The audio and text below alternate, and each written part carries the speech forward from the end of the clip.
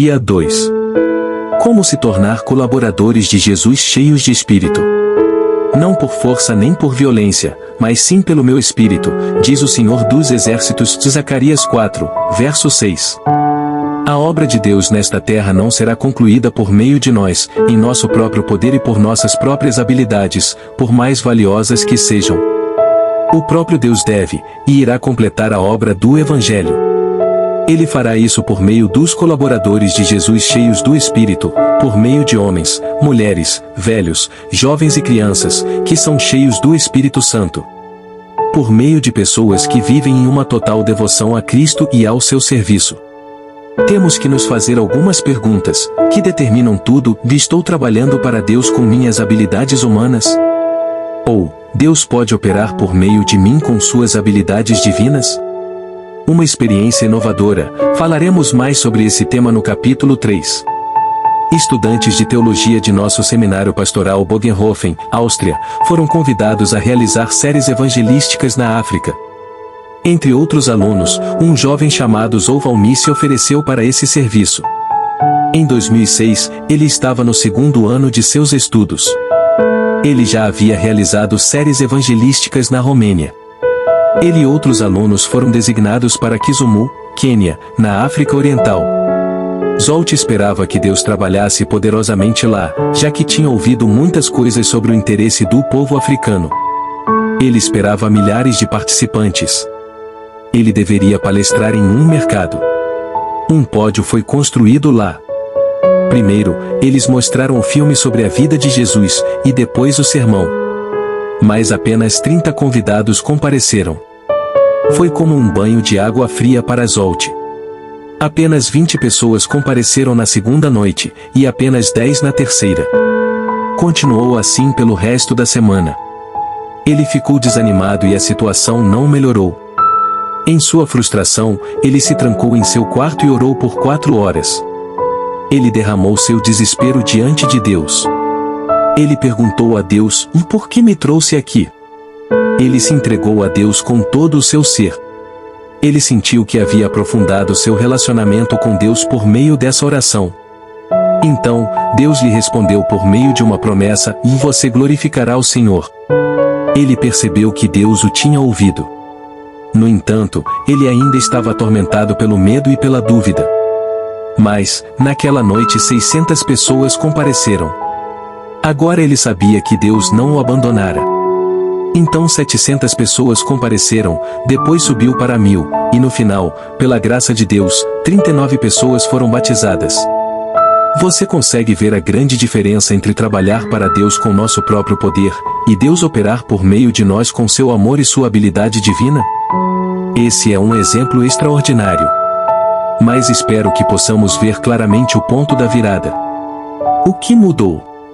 O mesmo homem falou, com a mesma educação, com a mesma mensagem, com o mesmo conceito, com a mesma técnica e no mesmo lugar. O que mudou? Absolutamente nada, exceto o nível de seu relacionamento com Deus. Ele se entregou totalmente a Deus. Nossa entrega total, esse é o critério de Deus. E existe apenas esse, não existe outro. Nosso maravilhoso Senhor deseja estar conectado conosco com todo o seu amor e toda a sua possibilidade divina. Rios de água viva e grandes obras. Jesus disse: aquele que crê em mim, como diz a Escritura, do seu interior fluirão rios de água viva. Mas ele se referiu ao Espírito, João 7, versos 38 e 39. E ainda disse: em verdade vos asseguro que aquele que crê em mim fará também as obras que eu faço e outras maiores fará, pois eu vou para o meu Pai. João 14, verso 12. Por que rios de água viva fluirão de seus discípulos? Porque seus discípulos também farão as obras que ele faz, e obras ainda maiores. Jesus afirma o motivo: pois vou para o meu Pai. O que aconteceu quando ele foi ao seu Pai? Primeiro, é dito em Mateus 28, verso 18, que Jesus foi entronizado em poder e glória. Toda a autoridade me foi dada no céu e na terra. Segundo, como sinal de sua entronização, Jesus deu aos discípulos seu maior presente. Ele enviou o Espírito Santo. O Espírito Santo é o maior presente de Jesus. Isso significa que o próprio Jesus tem que fazer e fará as maiores obras e dar os rios de água viva, por meio de discípulos cheios do Espírito Santo. Trabalhar para Deus com nossas próprias forças só traz resultados humanos. Duvido que alguma vez tenha sido suficiente. Mas em nosso tempo, em que a maioria das pessoas tem dificuldade em ouvir a respeito de Deus, é certamente ainda mais inadequado. A obra de Deus será concluída pelo próprio Deus, por Ele trabalhando por meio daqueles que se entregaram completamente a Ele.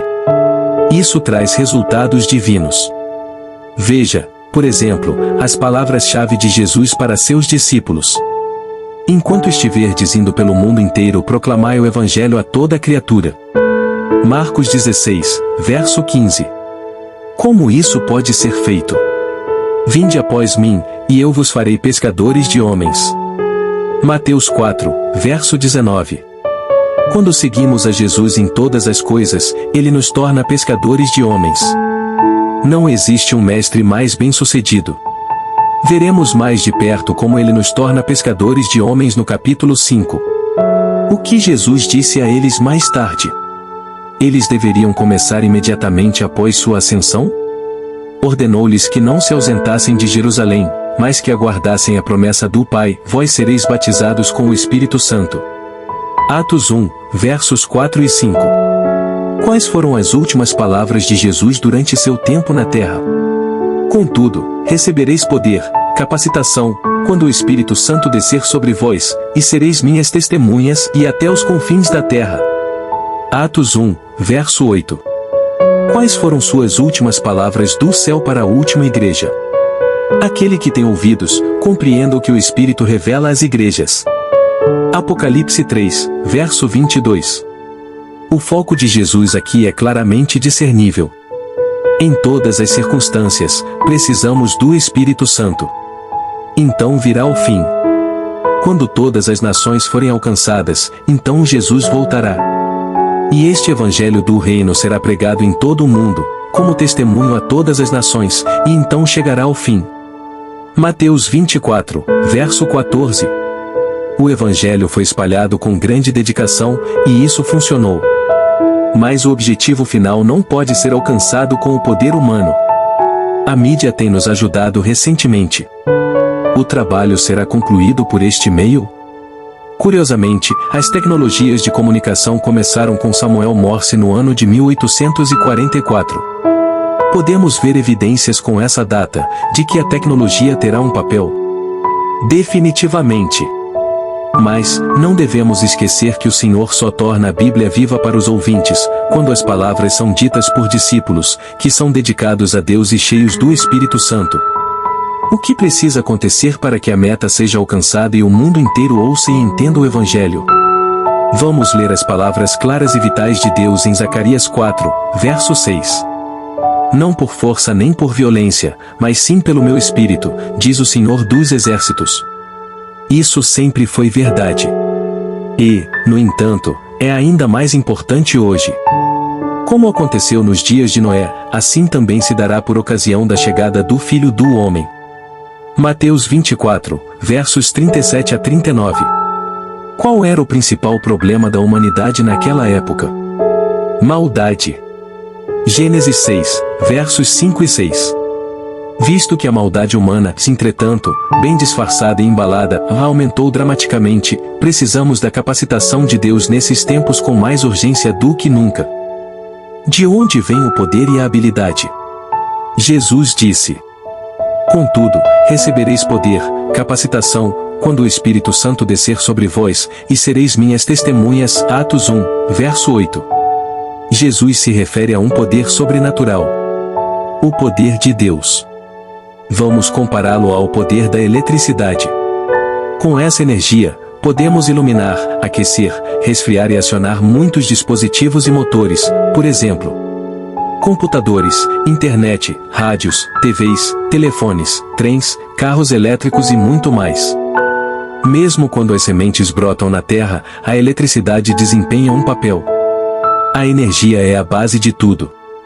Tudo acontece por meio do poder da eletricidade.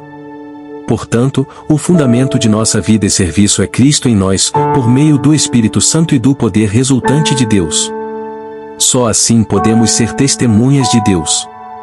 Por meio de nossas palavras e ações. O Espírito Santo e Cristo em nós são os pré-requisitos para que Jesus possa alcançar as pessoas por meio de nós.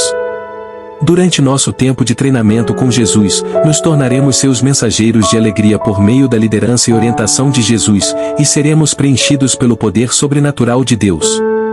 O que Jesus claramente destacou em seu discurso de despedida. O Espírito Santo representa Jesus.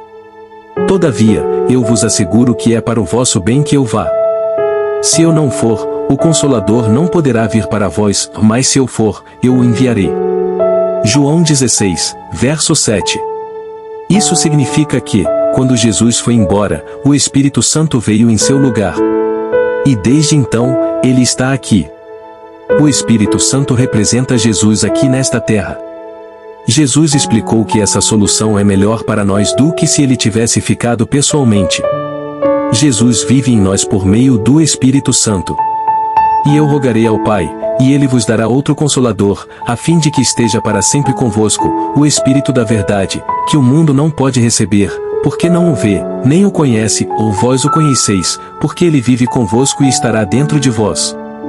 Não vos deixarei órfãos, ou voltarei para vós. João 14, versos 16 a 18.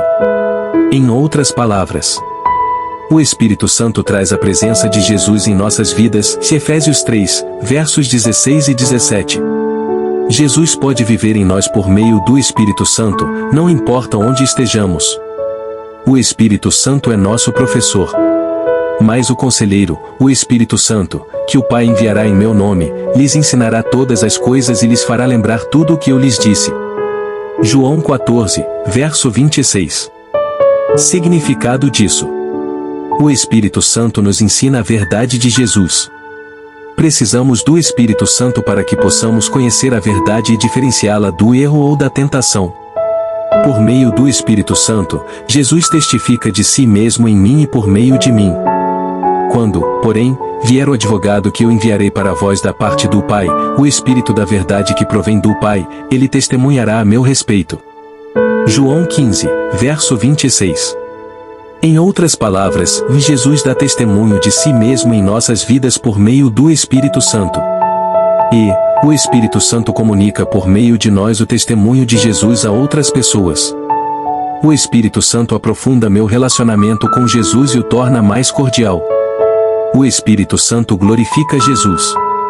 O Espírito me glorificará, porque receberá do que é meu e vos anunciará. João 16, verso 14. Ou seja, o Espírito Santo revela a majestade e glória do Cristo ressuscitado, e torna públicos os mistérios do plano de salvação. Assim, por meio do Espírito Santo, guiando passo a passo, Jesus se torna maior em minha vida. Ele estará mais próximo, mais amoroso, mais precioso, mais significativo. Jesus se tornará meu tudo. Como consequência, qual é o resultado valioso? Eu vim para que as tenham vida, e a tenham em abundância. João 10, verso 10. Se alguém tem sede, deixai-o vir a mim para que beba. Aquele que crê em mim, como diz a Escritura, do seu interior fluirão rios de água viva. Mas ele se referiu ao Espírito que, mais tarde, receberiam os que nele crescem. João 7, versos 37 a 39. Você quer mais da vida, uma vida plena? Todos anseiam por isso, porque nosso gracioso Deus o colocou no coração do homem o desejo profundo pela eternidade. Eclesiastes 3, verso 11. Quando você desejar isso, Jesus lhe mostrará o caminho. Ele quer que tenhamos uma vida plena aqui e agora. Depois de sua segunda vinda, podemos continuar essa vida em uma dimensão completamente diferente no reino eterno de Deus. Quando Jesus vive em nós, por meio do Espírito Santo, então experimentaremos a vida em abundância descritos em João 10, verso 10. Efésios 3, verso 19. Colossenses 2, versos 9 e 10. Em outras palavras, Jesus nos dá uma vida abundante por meio do Espírito Santo. O nosso gracioso Senhor pode nos dar ainda mais? O Espírito Santo não é apenas o maior presente de Jesus para seus discípulos, que traz todos os outros dons, mas o próprio Espírito Santo também nos concede os dons. Eu não quero mais viver sem esse relacionamento íntimo. Você quer isso também? Como Jesus trabalhou? De manhã após amanhã, ele se comunicava com seu Pai no céu, recebendo dele diariamente um novo batismo, enchimento, do Espírito Santo. Ellen White, Signs of the Times, 21 de novembro de 1895, página 3. Em primeiro lugar, Jesus buscou a presença do Pai, e então foi cheio do Espírito Santo e sob a orientação do Espírito se dirigiu ao povo.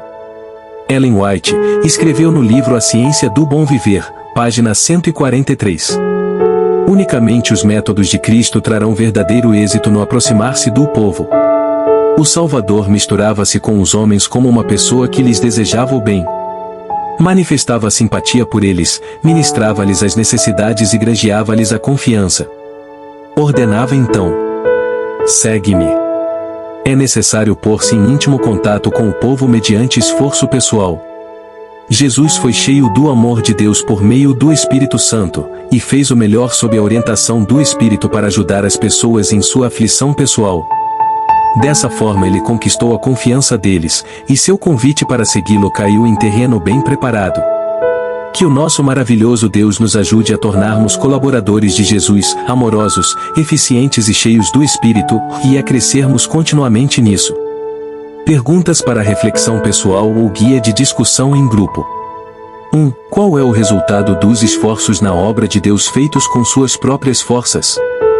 2. Por que os discípulos deveriam esperar em Jerusalém após a ascensão de Jesus? O que eles fizeram durante esse tempo? 3. O que o Espírito Santo realiza em nós em relação com os nossos semelhantes? 4. Quais são os resultados de quando somos cheios do Espírito Santo? Nosso tempo de oração.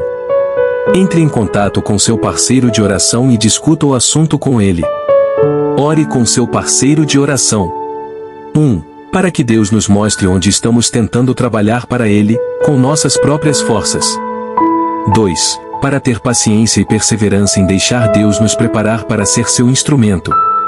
3. Que aprendamos a conhecer e amar cada vez mais a Jesus.